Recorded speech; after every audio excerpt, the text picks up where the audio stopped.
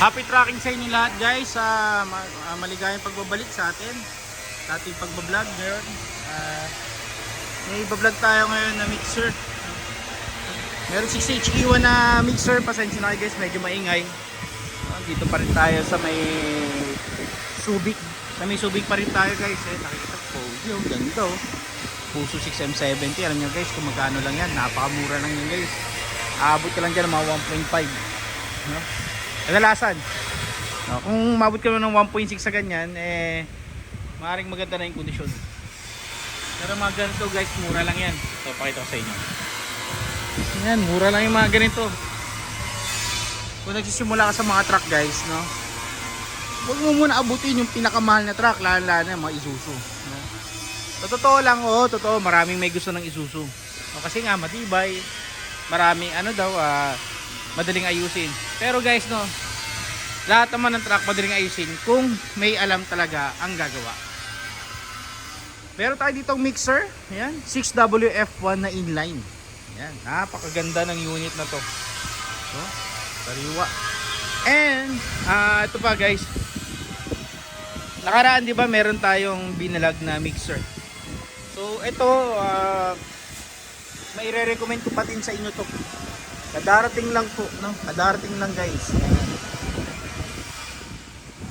Original, halos hindi man siya nabugbog. Hindi siya ganun kabugbog. Still in assist condition. Yan, paano masasabi hindi siya bugbog? Ayan guys, no? Diyan pa yung mga bakas ng mga guide niya. Ayan, ganda. Oh, hindi ba? Ayan.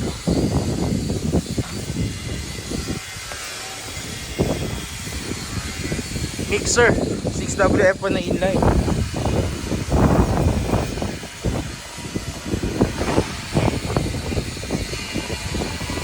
Kung naghahanap ka guys, no, siyempre kadalasan mga ganitong presyo maabot ng 1.7, 1.8, 1.6. Sa puso kasi merong 1.5. Dito sa E9 maaari to baka umabot na ng mga 1.7 o kaya 1.8. Pero ayan, tandaan nyo, negotiable pa yun. So, inverted na siya guys.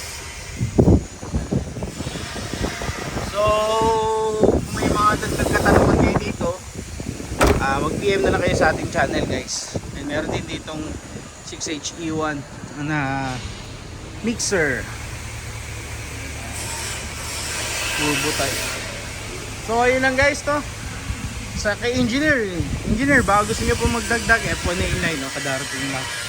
Bagong bagong convert lang. So ayun lang. Maraming salamat. Happy tracking channel everyone. Thank you. Bye-bye and God bless.